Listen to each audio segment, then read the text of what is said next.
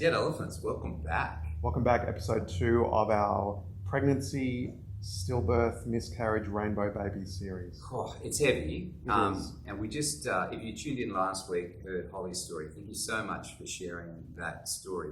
I feel like there just needs to be an acknowledgement that we are talking about some pretty heavy stuff in a real, honest, raw way. And the way that I kind of navigate conversations like this is giving it a framework, okay? Is that there are wounds, there are scabs, and there are scars, okay? And so a wound is often something that's raw, real, and recent. And when we have wounds, it can be very hard to process that because we're in the moment. Some of us are dealing with scabs, which is we're in the recent history of that event and that wound has just started to heal, but it's still quite hurtful and still quite painful to talk about it. And then there are scars, which oftentimes make really powerful and real stories from the front. And we're trying to navigate all three of those also in the context of you as you're listening and realizing that that can be really challenging. And so we just want to lend credence to that. It's probably going to raise some stuff if you're going through this right now, but we feel like it's an important conversation to have. So, ladies, welcome back. Episode 2. Chris, where are we going today? Yeah, I just want to reiterate my thanks to Holly for last week. It was, I knew some of it, but to hear all of it, it was incredible and a privilege to hear and hopefully a blessing to people who will listen to it. I suppose the arc of this mini-series is chronological from start to finish, I suppose, from, in Holly's case, fertility and miscarriage. This episode is going to hone in a little bit more on Phoebe's story and possibly Jenna's as well, although we might talk to her next episode a bit more. Phoebe, you mentioned at the start of episode 1 that your story is not one of fertility or miscarriage, but of stillbirth specifically. I've walked with you a lot in this journey. I was brought in at the time. It was a privilege to do so. I'd never encountered it before as a pastor. And one of the things, I guess my first question to you now is that I had to learn is what actually is the difference definitionally between miscarriage and stillbirth? So my understanding is that it is the 20-week mark. That is, even though commonly people only think of miscarriage in the first 12, it does go all the way to 20. At which point then it is technically stillbirth. I think also legally it is when the baby's 800 grams. Right. And that has to do with that also money you can access from the government for stillbirth payments. So that's just another. So it's basically a categorization that our government has created. That is the mark. Yep. And there are certain triggers that come in with that. I remember you saying, for example, you had to have a legal death certificate and a funeral for Scarlett. Yes, so legally you have a death certificate. Legally you must appoint a funeral director and you must have a coffin. Okay. The death certificate, I believe, was optional, Right. which we did choose to have. Okay. Although all our subsequent children do have Scarlett's name on their birth certificate because you list previous siblings. And that's a government thing. That's not you electing for that to happen. No, although I think we probably could have chosen to leave her off if we really wanted to, Yeah. but we did not want to. Okay. So 20 weeks is the timestamp there where it Yes. switches from one to the next. Yes, I mean, yeah, in saying that, it is, I've met a lot of people in the stillbirth space since starting our stillbirth experience, and people at that 20-week mark or even just before, it's it's no less. I know we want to talk about difference, but it's very painful. But once you have believed that you're about to have a child and have a new member of the family, and that doesn't eventuate. Yeah. So can you walk us through a little bit of the story, if you're okay doing that? We are surrounded by tissues, so you're okay. Good. Yeah, welcome to cry. Yeah. Just from the outset, take us into the journey. So, we were married, my husband Niall and I, we got married in 2013. and similar to Holly and Hamish, wanted to have some life beforehand, had some great holidays, ticked off all the things you're supposed to do before kids, holidays and uni, and got jobs, and then decided time to have children. And this as well, I think, very much feeds into my faith element, which is I had a really misconception that I was in control of my life, and it would happen in my own timing. Whilst I completely believed, God is in control, I did not really live like that. So you're a Christian through this journey the whole time? I am a Christian. I had the benefit of growing up in a Christian family and never not knowing God as my saviour, but this experience did sort of change everything quite substantially. So 2018, as you were talking about, trying for a baby, get pregnant, do the pregnancy test, exciting surprise. This was the first grandchild for all four of our parents, the first great-grandchild for everyone in my family. It was a very anticipated baby. Just so many people. No pressure. Excited, yeah. And people, and I guess we now that we are getting more information about and more understanding of miscarriage, then you get past 12 weeks, it becomes a certainty, which we know is not the case. So 12 weeks came and went, and then it was then we went on our baby moon, actually, to Tasmania. We had this really beautiful trip. We came back on Wednesday, and I was at work, and it was just a normal week. And then on the Saturday morning, I woke up with a headache, and I said to Niall, I just want to go to hospital, and just want to go to hospital. For no reason apart from having a headache.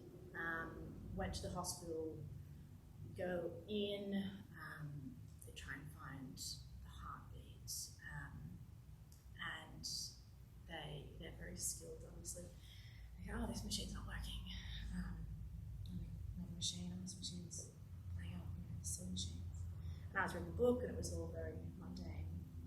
And they called our obstetrician, who is a really great guy. And I remember thinking, I was like, it's Saturday, he has a young family, his wife was killing, pulling him out, and then he came and sat on the bed, and he said, the reason we can't find a heartbeat is because the baby's died. So that was 29 weeks.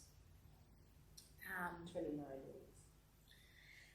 And then, and it's one of those, I guess it's just one of those moments where my life is very divided into before the 1st of September 2018 and then afterwards. And it's one of those things where a really normal day, you suddenly remember all the details of that. So then I didn't know what the process was, and he said, and our obstetrician he's a straight shooter, he said, you really want to be having a vaginal birth. Again, I don't know what I expected, but I hadn't really thought about then doing labour, and vaginal didn't sound like fun. So then he wanted to go to RPA because RPA has excellent facilities, so we drove to RPA in sort of still a state of shock on Saturday morning, and had to sign a whole series of forms, and all the forms say abortion because it's technically aborting all the medication that you need to have. So we had the drugs on the Saturday, and then we had to go home and come back on the Monday to do the labour, which is, it was a weird 2 days, going home, still physically pregnant, very large, knowing that the baby has died. It is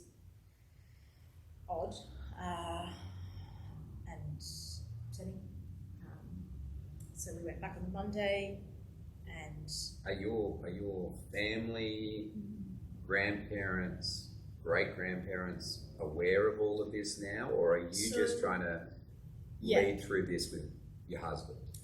So on the Saturday we were supposed to see a play, Ruth Park's. Yep. Park in the South. And we were due to be seen up with my family. Okay. And we had to tell them we would be there. And so there was, maybe an hour where I, remember not wanting to make that phone call, knowing that, knowing the hurt that it would cause for everybody, and having to call my mother and tell her that baby had died. And then we also phoned Nana's parents at that point, so our parents were made aware, and we all, both of our families met on the Saturday night at Nana's parents' house to, I guess, be together. Yeah. Sorry, you were there or you weren't there? I was there, yeah. Okay. So we went to RPA for some medication Yeah. and amniocentesis, and Nige needle, because they wanted to try and get as much information as to what's happened. Okay. Particularly, I wasn't aware at that point, but it's very important for future pregnancies Right. to try and diagnose. Went home Saturday, Sunday, went back Monday morning to RPA, then was induced at RPA and was in labour, and then our daughter Scarlett was born early on the Tuesday morning, which was the 4th of September. And again, there was a lot of decisions, and one of those decisions was, what do you want to do when the baby is born? And I've never been very good at emoting. And so I was in a very task focused place, where I had to do labour, we had to do this, and then we would deal with it after that. Which is not unusual for crisis, by the way. Like when you're in crisis and you're going through a really difficult season, your perspective shifts to the moment. What's the next thing that you need to do? You can start to feel like you're being clinical as well, but that's the right response in crisis. An adrenaline response. Yeah, you're just like, okay, what do we do now? What do we do now? Yeah, and I don't remember, I don't think I cried any of those days. It was shock. You're in like just a weird zombie place where this has to happen. It's mostly shock. You're like, this can't be happening, right?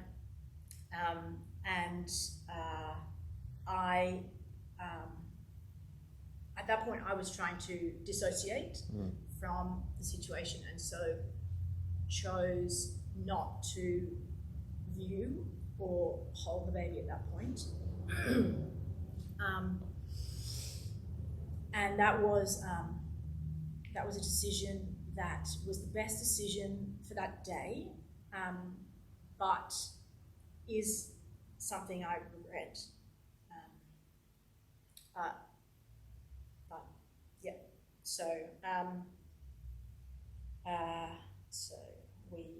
And I also didn't want to know the gender of the baby because I think, again, trying to make it not real, and the gender was a bit too much. So I didn't know the gender for several weeks because I was unable to really go there. Did Niall know? No. Okay. So nobody, my mother knew because for the paperwork, Right.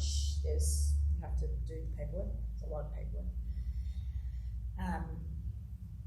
So the baby was born on Tuesday, and then we had to, and it wasn't entirely straightforward. I lost way too much blood. I I was taken for sort of emergency surgery and given 2 blood transfusions and infusion, and then it was all a bit scarier for Niall than for me. I was unconscious, but after Will was born, I was sort of rushed away and he was left.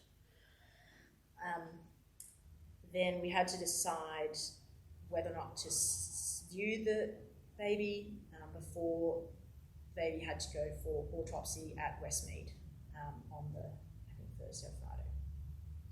Our obstetrician encouraged us. He said, you need to see the baby, you need to name the baby, and then you need to have another baby. He said that to me like that first day. Is the OB? The obstetrician. Yeah, okay. Yeah, who, like I said, excellent guy, distraction. But I did need to hear that, I think. So, because everybody else, the social worker at the hospital said, you do you, whatever you want, and I didn't know what I needed to do. What does it look like to be me in this instance? I would just tell me, someone tell me what to do. Yeah. So you appreciated the fact that... I did. Yeah, okay. Yeah. So we then viewed the baby. At that point, we were unable to hold her because her body had disintegrated somewhat. So that, and also some of our family wanted to view the baby as well. So they did that at the hospital. And so we never held her, and I do have a lot of regret about that.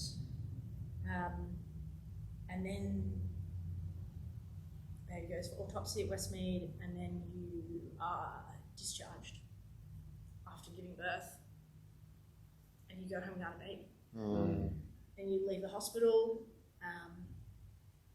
and it feels really surreal, and just wrong and strange, again, we, similar to Holly, we didn't know anyone that had done this particular version of loss, and so then you just go back home,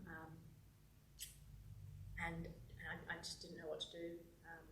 And I'm assuming you've got stuff at home for the baby by that point too. Yes.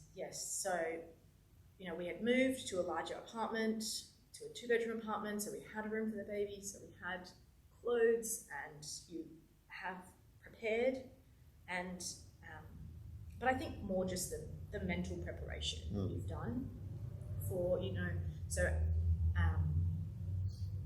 the baby was due on the 19th of November 2018, and up until that point you are grieving the pregnancy, and then on 19 November you're grieving the baby.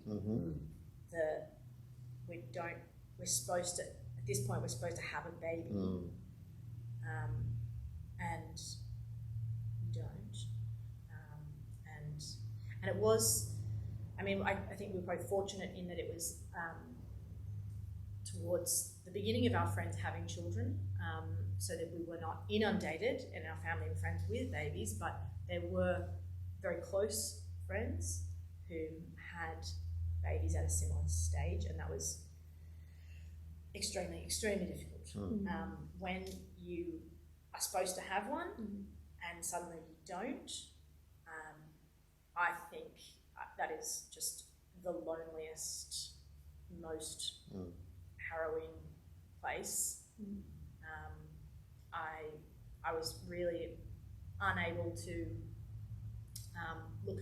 see babies, and they are everywhere. We lived in Neutral Bay, and there's literally there's just prams everywhere. Like prams would just. Is it you're hating the other parents? You feel numb. Like, what is that feeling when you see the pram? I think it's just I don't have that. Okay. I don't have so one. It's kind of like rubbing salt in a wound. Where is mine? You're not angry at the other person that they've got one. No. I think, although I think I did sort of move through some feelings like that. Yep. It was mostly just this siren that I'm supposed to be there. Yeah. You've got these trigger points everywhere you look. Yes, and grocery shop, I could not go into like Coles and Woolies. I would just was a mess. I just couldn't see or be around or hear about or and that was difficult. I think it does feed into my experience of God in this time. Yeah, tell us about the theological musings through this. So I started a stillbirth journal, which was scarlet coloured, which was the name we gave our daughter when we found out she was a girl. It's sort of part prayer journal, part grief journal, because the therapist told us to do one. And in preparing for today, I read the whole thing. Wow. Which was harder than I expected. But my overwhelming things I came back to were that I felt loved, and I felt held, and I felt comfort, and I felt seen by God. I definitely felt a closeness to God that I had never felt, an intimacy, and that I have not felt since that time. Wow. It was a very, I think it's like similar to that Footprints poem, that God just held me. Yeah. It was, in terms of, like I said earlier, control, I had a lot of, it was just this wake up call, like, oh my goodness, I can't believe I'm not in control of my life. How has this happened? Being a control freak person. Well, and the control is the word that I remember pastoring you guys. This narrative that I remember was that you'd both gone to these good schools, you'd come from good parents, everything had been textbook until that point, and the textbook just got ripped to shreds in that moment. It was like, this is not part of my perfect life. This was not supposed to happen. This is not how it goes, and being just really confused about that. But also I had a big, I think, identity crisis of sorts, in that the things which, again, I would previously have said, my identity is in Christ, but in reality, in actuality, my identity, I had a lot of identity in my work and in my personality traits, and being a sort of person that suddenly, and being sort of, particularly being a confident person, I then experienced a lot of social anxiety. And I, particularly in the sort of the acute grief place, where it's almost, I would say, like having a dementia of sorts. I would be speaking and unable to finish a sentence. I just couldn't remember what I was saying. I couldn't hold a conversation. I remember I went and bought a book, and I came home and Mel said, "You bought that book yesterday." And I was just, my higher order thinking was not there, and that was really scary, because Phoebe is the Phoebe I had created, I suppose, or had. I really liked that person, and they kept saying in the therapy sessions, like, oh, this is the new normal, this is the new you, this is your new life. I was like, I don't want a new life, I want my old life. That was great, like, it was awesome. I just would like to go back there, but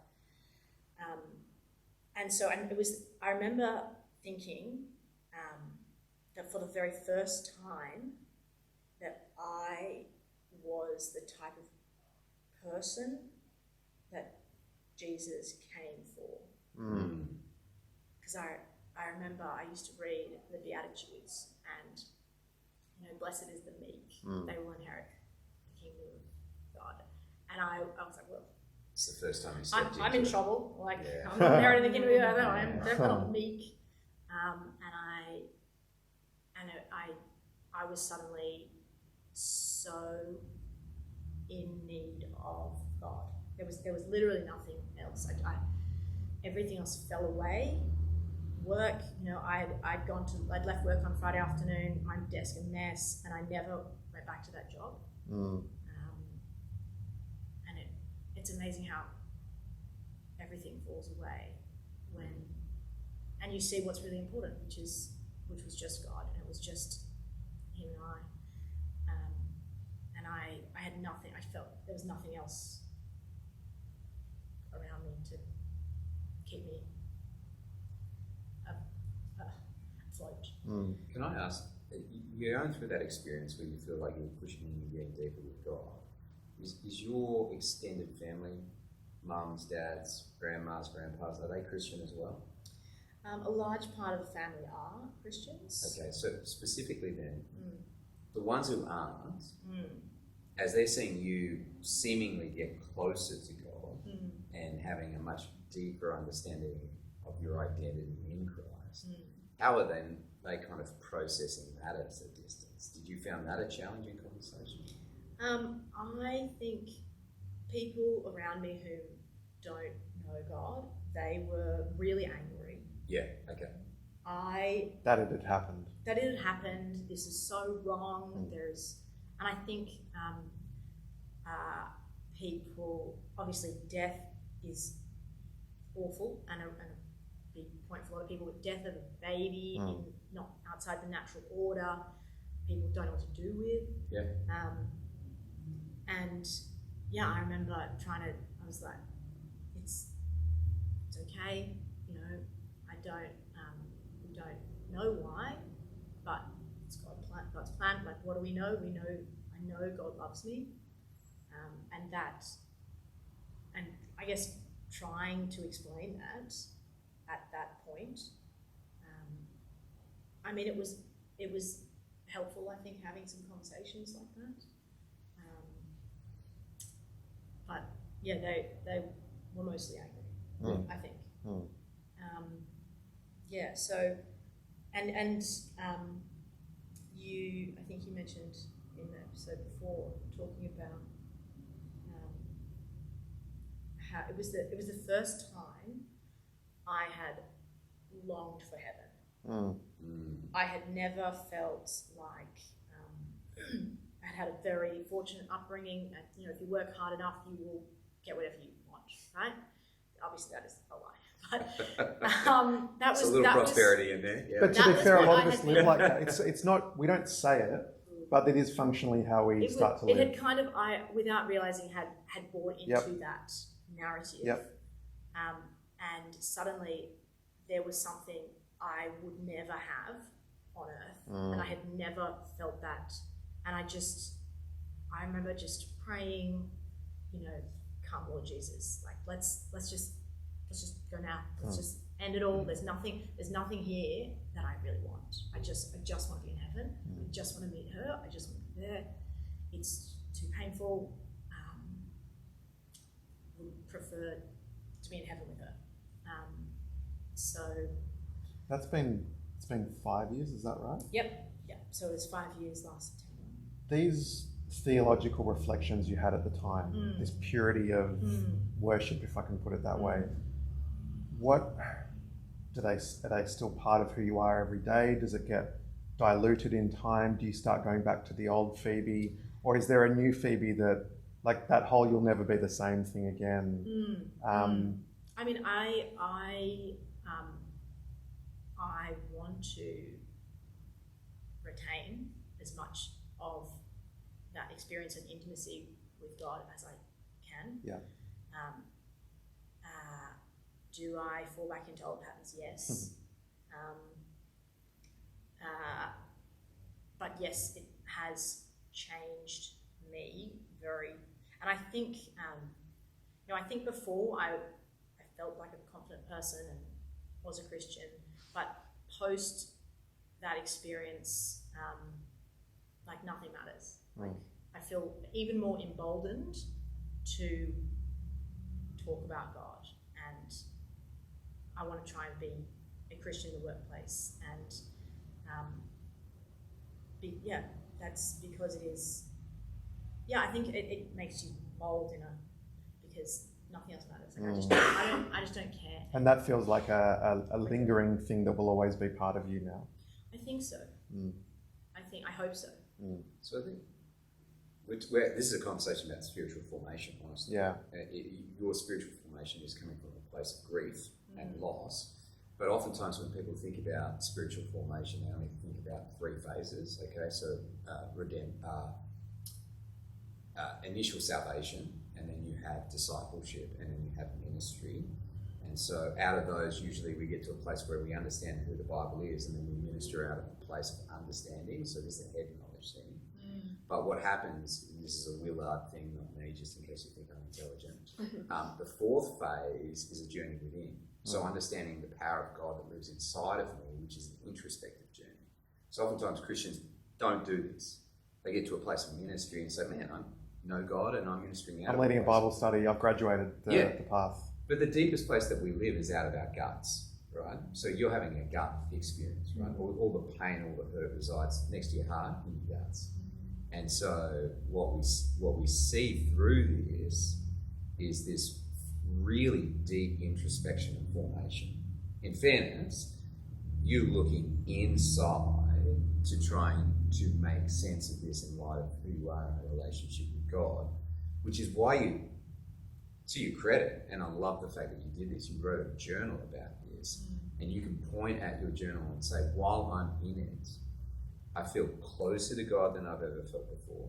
I feel a deeper sense of connection with Him, while people in your life are also going, I'm angry at Him. Which is true, right? It is that 2 things can be true. It's not okay necessarily. I've lost someone who I deeply love. I cherish the fact that I know where they are. They're in heaven. I'll get to go and spend some time with that. And I long for that, right? That's an introspective feeling that sits alongside of I'm deeply loved, and I feel the sense and presence of God closer than I've ever felt before, which for a whole bunch of people, they've never had that journey. They still live up here, right? And so I think is really fascinating about what's going on right now is your frustration. I want happy-go-lucky Phoebe back in the room. She lived up here. You live here. It's a new gut Phoebe. And because you can live from the deepest part of your relationship with God, it empowers every other part. You see, because once you turn inside and you get to a place, a rawness of a relationship with God, it starts to empower back out again. And so I want to give you, not credit isn't the right word, just an acknowledgement that spiritual formation, incredibly difficult, but it has empowered a much more powerful Phoebe. And what that trajectory that Willard introduces, and the Narcotics Anonymous guys are big on this as well. When we experience pain, in order to achieve that formation, we've got to go right through it. We can't go around it. We can't go over it. Yeah. We can't put our hands over our ears. Well, we can, but that would be a mistake. The real formation happens when we just dive headlong into it, pain and all, and grow through it, which is exactly what you've done. And I saw that at the time. You know, it's as I said, credit to you is not the right word, but it's, I guess what we're learning here is that God, and you know, we saw it in your journey last week, Holly, God doesn't waste suffering. There's no season of life that is outside God's redemptive purposes. It doesn't absolve pain, it doesn't negate suffering, but it's never wasted in that true sense. I just want to ask you a question, Phoebe, and I want to extend it to all 3 women here. And I want to acknowledge that it's potentially a very insensitive question. It's being asked with a genuine sense of curiosity. As I said right back at the start of episode 1, I am surprised by the level of grief that fertility, miscarriage, stillbirth brings for people. I'm now certainly aware of that, and I hope that our audience are aware of that. Is the grief of a stillbirth different, heavier than the grief of a miscarriage? And I think the reason I want to ask that is pastorally in terms of supporting people. The You piece literally asked a question that made everyone in the room squirm. right, and that's why I want to ask it, because I want us to learn. Yeah. I'm not saying that's true, and I know the PC thing to say is everyone's grief is everyone's grief, and we shouldn't differentiate. And maybe that is the right answer. but I at least want to put that question on the table to try and grow together. Because I'm not saying I have an answer to it. I'm trying to explore a difficult conversation together and work out how we do this well as spiritual communities. Holly, you squirmed. Where does that sit with you? Because I've personally not been through what Phoebe and Niall went through. Yeah. But to say that, and to have, some say, oh, because yours wasn't the same length of time, it's not justified. Mm-hmm. Your grief isn't warranted or valid. Yeah. Yeah, I really struggle with that. Jenna, you've also experienced miscarriages, and I think from my perspective, hearing Phoebe's story, and I knew little bits of it, I didn't know the level of detail that she provided us with today. And I, as a mother of 2 live children, teared up hearing about that experience, because I can't understand that level of trauma, but I can put that, like Duncan was saying before, 2 things can be true at the same time. I can also put that next to my experience of losing 2, not babies, 2 fetuses, 2 embryos, whatever. It's all technicality at the end of the day, because 1 minute you're pregnant, the next minute you're not. There's a loss no matter what. There is a loss. And I think what can be really, really difficult and disheartening is because these are icky, tough things to deal with. People don't know what to say. Yes. And they don't know how to deal with it. And something that I'm not sure whether you have this, Holly, I had this said countless times to me, and I know the intent behind it was never bad, but people would always say to me, how far along were you? Oh, lucky it was early. And I was thinking, yes, it was early. Yeah, I'm so and lucky. I'm so lucky that I found out I was pregnant, got excited already, it doesn't matter how early, already started thinking, my goodness, God has given us this blessing. God's allowing us to be a family and allowing, Ezra to have siblings. And so there's just got to be that, sometimes just close your mouth. And I say that in a nice way. I say that in in the nicest way possible. Support people with a closed mouth and open arms. Yeah, seriously, it's good. Give them a cuddle and tell them it is horrible. What you're going through sucks. There's nothing nice about it. Don't feel like you have to then add like what Holly was touching on before. Don't think you need to add this tokenistic positive thing here, because whether you are 38 weeks or whether you are 5 weeks, at the end of the day, everyone is going to deal with their grief differently. Everyone does have a different experience, and you still thought you were having a baby. So it's very, I think, there's, in my opinion, I think, there's no need to necessarily delve into what's worse. It all sucks. Yeah. It all sucks, and just because it was earlier, Holly heard heartbeats. I heard a heartbeat with my second miscarriage and had been told, I can go to another episode anyway. But look, you still get those hopes up. They're still crushed. And in your mind, at least from a Christian perspective, that was a human. That was a baby. That was my baby. I think that's right. If we're going to have the sanctity of life theology, then we have to match that with sanctity of grief theology that goes with it. And I think the reason I want to ask the question is not because I think Phoebe's situation does not instigate support from a community. It's more because I think support from a community may not be automatic for those who've lost children earlier. And what I'm hearing in this and what I've heard over the years is that no, don't underestimate that. That's real. That's real loss and real grief. I wonder if with that loss and grief, it's kind of like when you have kids, right? Everyone's excited for the first kid and there's a whole big thing about it, and then the second kid comes along and they're like, great, and the third kid comes along and there's a little less energy around it. Like I just, and I asked this not to be abrasive, but like, was there an experience where like you were kind of getting a sense from people, oh, we're back here again, are we? Like, difficulties getting pregnant, like, oh, challenges. Like, was it like grief fatigue? Does the support minimise the more miscarriages you have? Yeah, does that make sense? Did any of you have that experience, or is that just I just know jerk Christians? I think your friend's a jerk. So Yeah, that's fair. I never had that experience. Okay, I good. certainly felt, particularly from my family and my husband's family, we both are very lucky. We have Christians on both sides, and we've both grown up in Christian homes. And so there's been a lot of, I never felt there was that grief fatigue. Yeah, okay.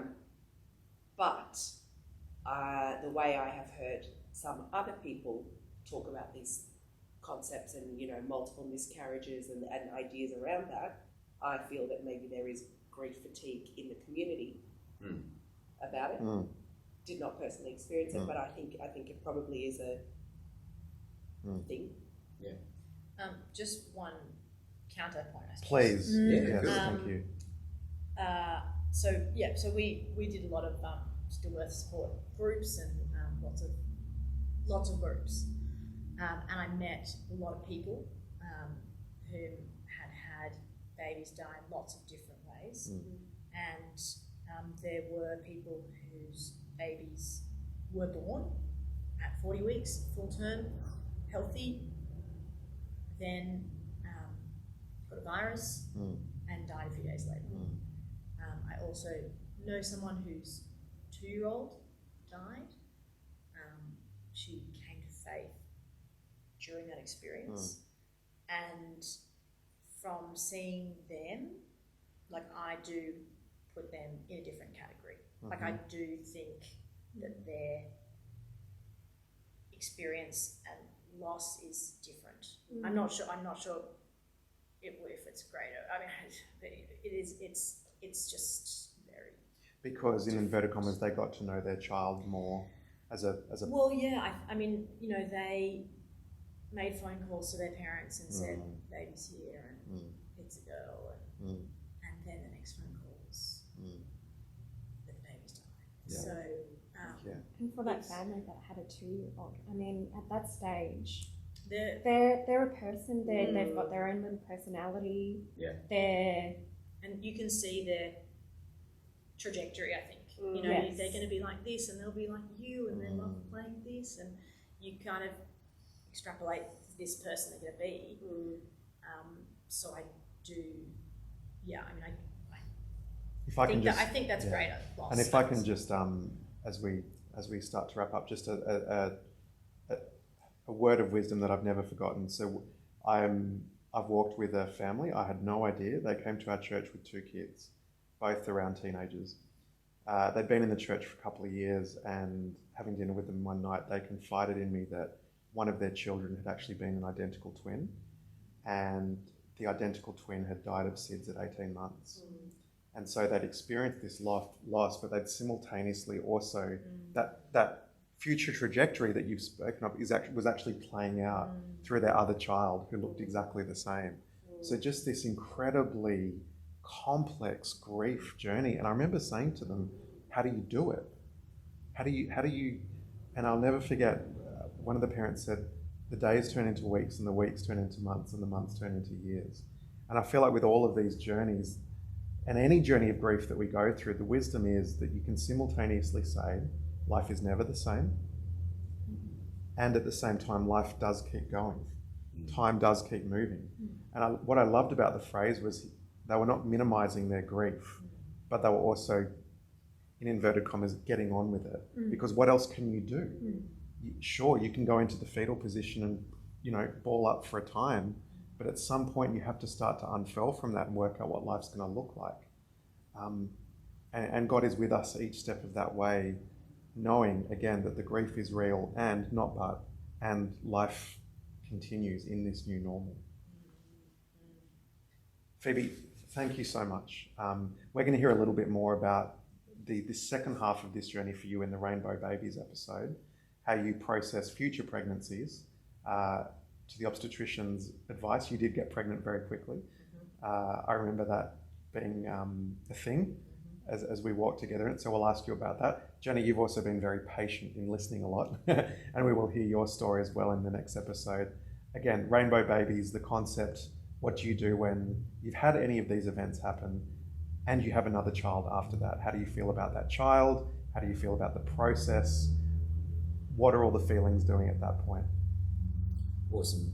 Team, heads up to if you're listening and you're on Discord and you have anything to interject with this, please jump on Discord. We're trying to make Discord a resource, especially for people who might be going through this and can't kind of sit in a room with other women and discuss it, to create those resources to help you with that. You can do that. Links in all the episodes. Phoebe, thank you again for sharing. Thank you. And we'll see you again next week for the final part of this story.